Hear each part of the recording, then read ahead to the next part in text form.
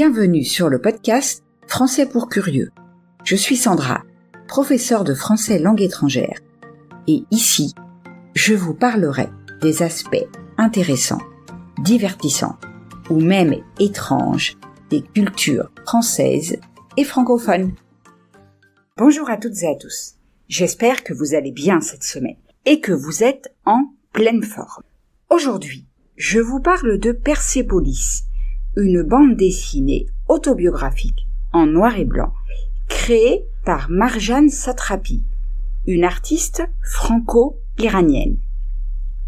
Comme d'habitude, un peu de vocabulaire utile afin de mieux comprendre l'épisode que vous allez écouter. Poignant, c'est un adjectif qui signifie qui cause une impression vive et pénible. Déchanter, cela signifie perdre ses illusions, changer de sentiment. La pénurie, c'est le manque de ce qui est nécessaire. Exacerber, c'est rendre une sensation plus aiguë, plus douloureuse. Le déracinement, c'est le fait d'être arraché à son milieu, à son pays. La résilience, il s'agit de l'aptitude d'un individu à se construire et à vivre de manière satisfaisante en dépit de circonstances traumatiques.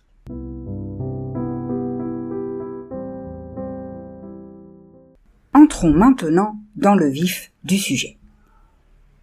Publiée pour la première fois en France en 2000, cette œuvre est rapidement devenue un succès international, traduite en plusieurs langues et adaptée en un film d'animation primé en 2007. Persépolis est un témoignage poignant sur l'enfance et l'adolescence de l'auteur en Iran pendant et après la révolution islamique de 1979. L'histoire de Persépolis commence dans les années 1970, une période de bouleversement majeur en Iran. Avant la révolution islamique, le pays était dirigé par le Shah Mohammad Reza Pahlavi, dont le régime autoritaire et pro-occidental provoquait de vives critiques et résistances, notamment de la part des islamistes et des communistes. En 1979, une révolution menée par l'ayatollah Khomeini renverse le Shah, établissant la République islamique d'Iran. Cette transformation radicale entraîne des changements sociaux et politiques profonds, notamment la mise en place de lois strictes basées sur la charia, affectant particulièrement les droits des femmes et des libertés individuelles.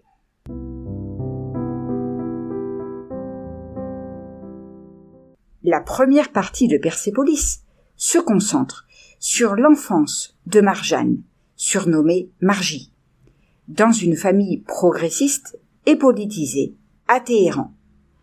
Elle décrit sa prise de conscience progressive des injustices sociales et politiques sous le régime du Shah. Margie est témoin de manifestations, de violences et de la répression brutale des opposants politiques. Sa famille, particulièrement engagée politiquement, lui transmet un sens aigu de la justice et de la résistance. Avec l'arrivée au pouvoir de Khomeini, Margie et sa famille espèrent initialement des changements positifs. Cependant, ils déchantent rapidement face à la montée de l'intégrisme et à la répression. La bande dessinée illustre l'impact de ces changements sur la vie quotidienne, notamment les nouvelles restrictions imposées aux femmes, comme le port obligatoire du voile. La guerre Iran-Irak, qui débute en 1980, ajoute une dimension tragique à l'histoire. Les bombardements, les pénuries et les pertes humaines sont décrits avec une grande émotion. Margie montre comment cette guerre exacerbe la souffrance du peuple iranien, déjà soumis à une dictature religieuse oppressante. À l'âge de 14 ans, préoccupé par la sécurité de sa fille et souhaitant lui offrir une vie meilleure, la famille de Margie l'envoie en Autriche. Cette période, couverte dans le 2e tome de la bande dessinée, est marquée par la solitude, le déracinement et les difficultés d'intégration. Margie lutte pour trouver sa place dans une société occidentale très différente de celle qu'elle a connue. Ses expériences à Vienne sont teintées de moments de rébellion, de dépression et de découverte de soi. Après plusieurs années en Europe, Margie retourne en Iran.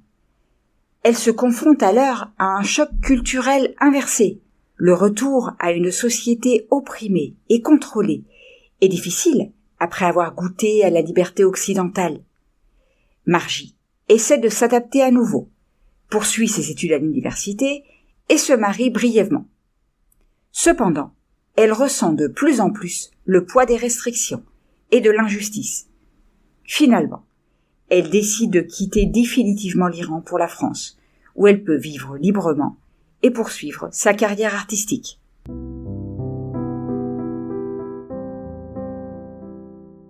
Mais quels sont les thèmes et messages des différents ouvrages? Premièrement, la liberté et l'oppression.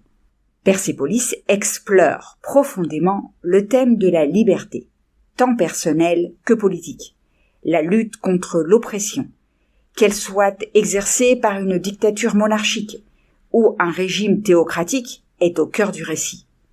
La bande dessinée montre comment les individus, en particulier les femmes, sont affectés par les lois restrictives et la répression. Deuxièmement, l'identité et le déracinement. L'expérience de Margie, en tant qu'exilée, soulève des questions sur l'identité et le déracinement.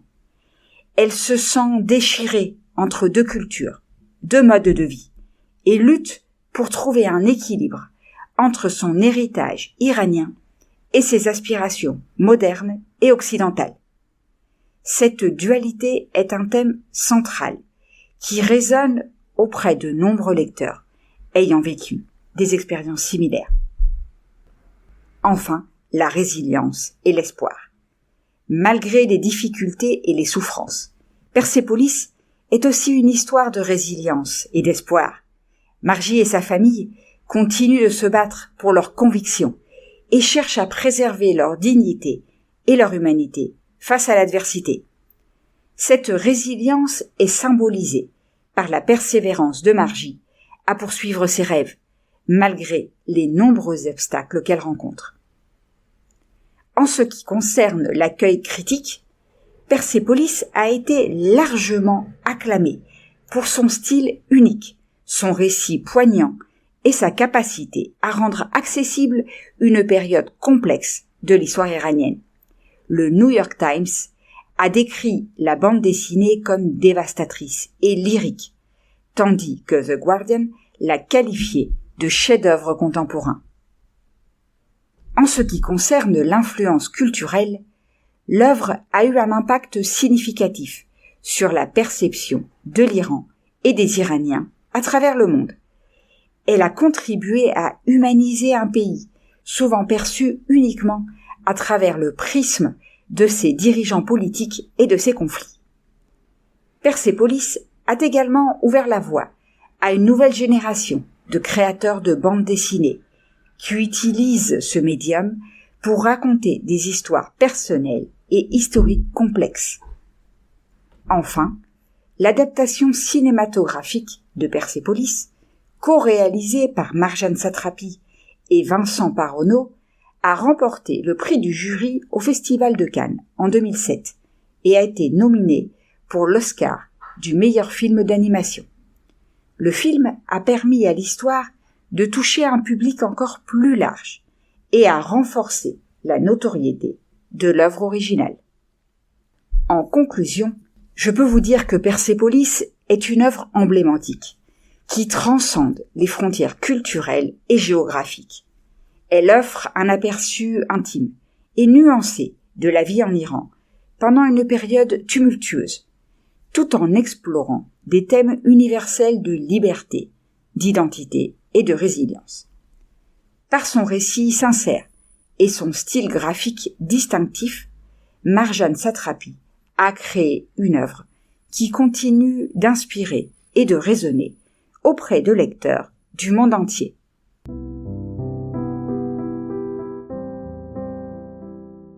Et voilà, nous arrivons au terme de l'épisode d'aujourd'hui.